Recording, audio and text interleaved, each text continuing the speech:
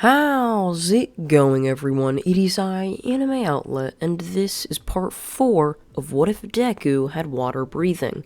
And now, let's begin. As a couple weeks would pass, we see Aizawa walk into the Class 1A classroom. "Good morning, class," you would promptly introduce. "I would just like to tell you all that we're going to be going on another field trip today, as today is the day before your first hero class, or your first real one, that is. Today we're going to be learning all about the safeties of being a hero, how to rescue someone, and what not to do. You have to be intelligent on what you have to do in some scenarios, especially when they're just life and death. So, safety is one of the key factors within being a hero. So that's what we're going to be learning today.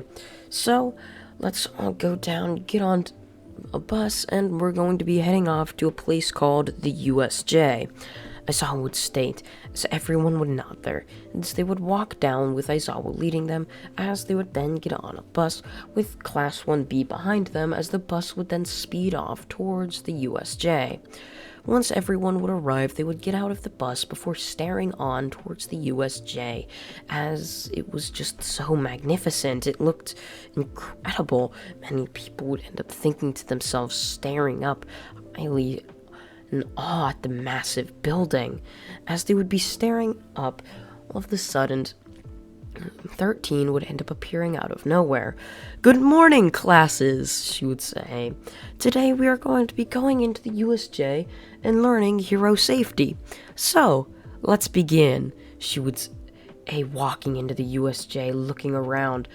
As everyone would stare around at the massive building, 13 would then go to take another step forward, about to lead everyone down to show them the different locations.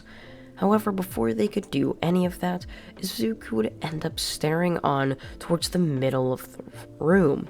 As Izuku would be staring on towards the middle of this massive area, all of a sudden a purple portal would end up opening up.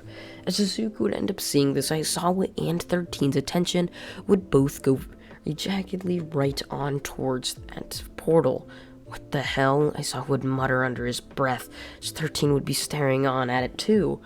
However, after the portal fully opened, hundreds of villains would pile out of the portal onto the weak Class 1A and B. None of them had had hero training yet, so none of them really knew how to use their quirks to their potential in combat, many of them having just the basic bare minimum level of knowledge to be able to even get in, mostly by just destroying simple mindless robots.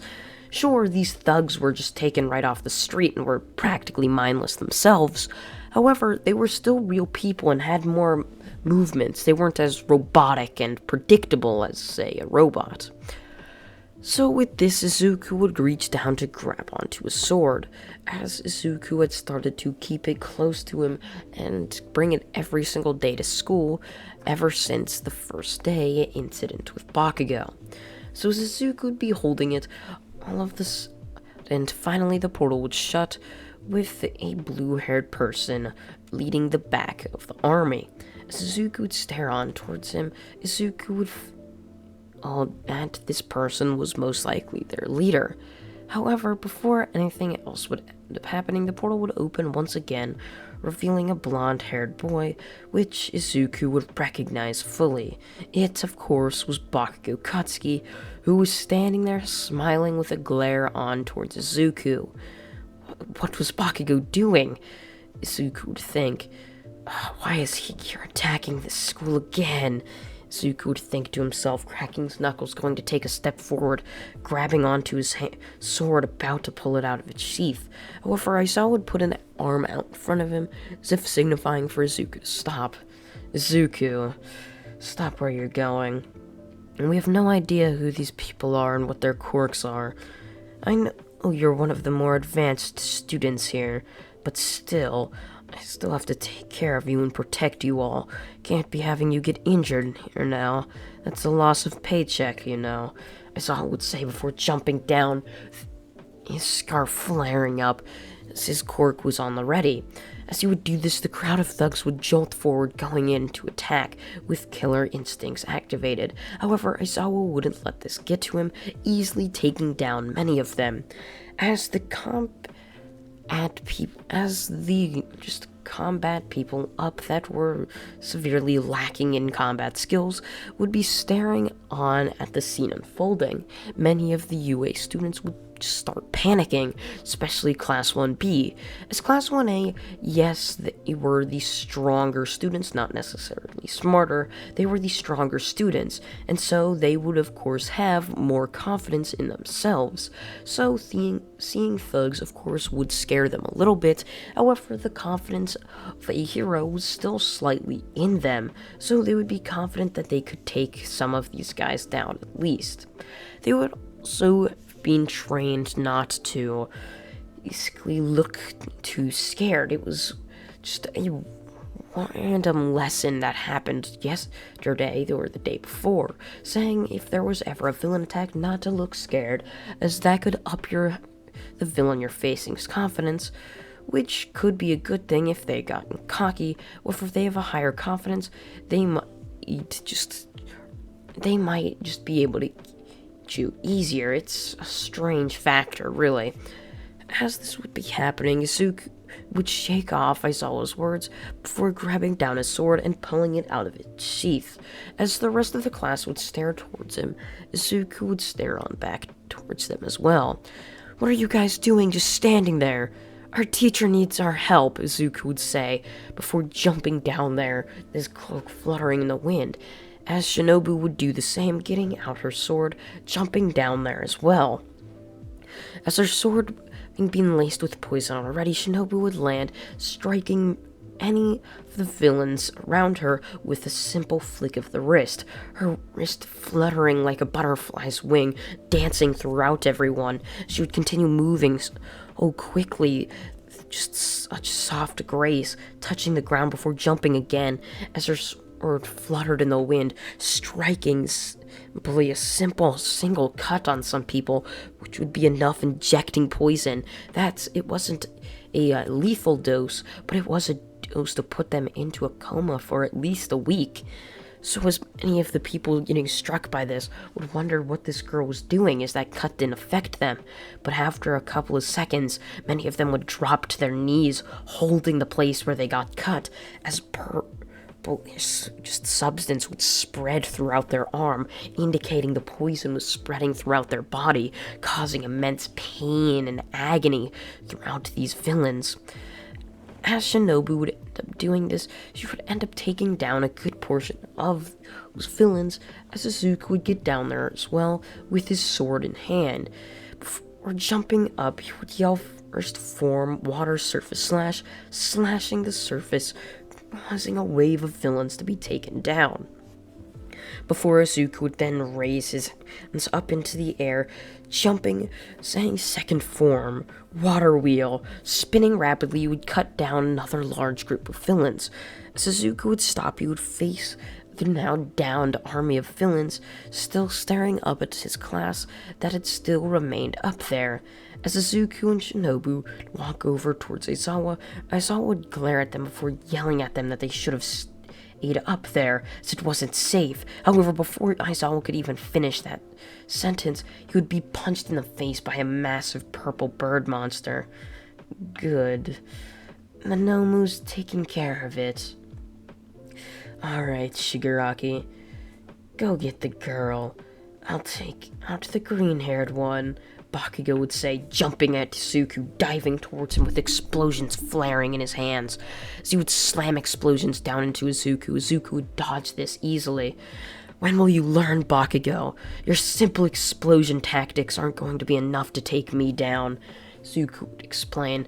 However, Bakugo just didn't care. Rather, he wanted to beat Izuku with every ounce in his body. He hated losing to Izuku, and every time he would fight him, he would lose. And so Bakugo would have this immense hatred within him, never once being able to beat Izuku. So, with this hatred, it would motivate Bakugo to go beyond further, basically sort of like a plus ultra type deal, lunging at Izuku further every time he would get knocked down by a single strike of Izuku's sword. It was clear Izuku was easily out of Bakugo's level. He was way out of it. However, Bakugo didn't care. He had continued training day in and day out, just hoping to be able to scratch Izuku, so that would even be enough to just satisfy Bakugo for just a little bit. But every day, every hour that went by that Bakugo didn't manage to kill Izuku, it haunted him to his very soul. Cutting back, I saw his head getting slammed down into the ground. As this would be happening, Shinobu would come out of nowhere, putting her hand back before stabbing the Nomu right in the neck with the point of her sword. It was just like a bee sting, stinging the Nomu right in the neck. However, the Nomu didn't seem to feel pain at all after 10 seconds. After this, the Nomu reached down towards the blade, gripping it tightly before shattering it with its bare hand. With the shattered, just the blade and steel all scattered deep into the Nomu's knuckles and hand, the Nomu would reach out its hand, slapping Shinobu with this fragments of steel, cutting Shinobu's face. She would be sent flying, slamming into the fountain in the middle of the USJ.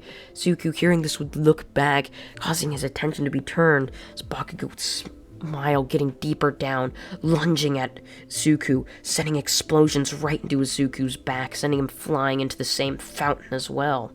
As Izuku would slam into the fountain, would see Shinobu losing blood out of her cheek. Izuku would pick her up, setting her out of the water so she didn't drown.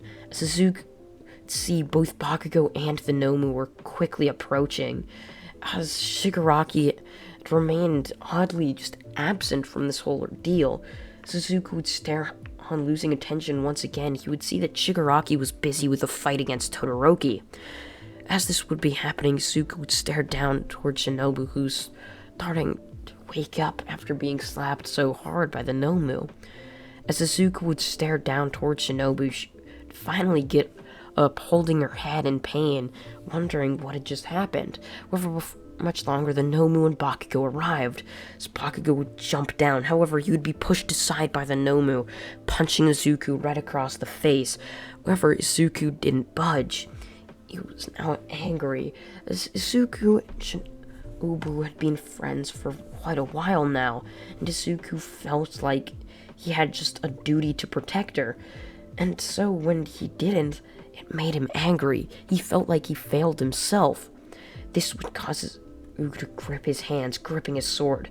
As his sword would start to shake, Izuku would stop looking up towards the Nomu, gripping his hand. He would breathe in once before gripping his sword with two hands, rapidly spinning himself upwards. Sixth form, whirlpool, Izuku would mutter, sending him in a spinning motion. As the Nomu would be sent flying upwards, Izuku would jump upwards with his, and now in the air, the sword blade pointing to the ground, Izuku would stab the Nomu right in the stomach before creating a circle around it, cutting out a circle in the Nomu. However, it wouldn't be enough, as the Nomu would quickly regenerate this. However, the Nomu would then get onto the ground, screaming in anger, rushing towards Izuku.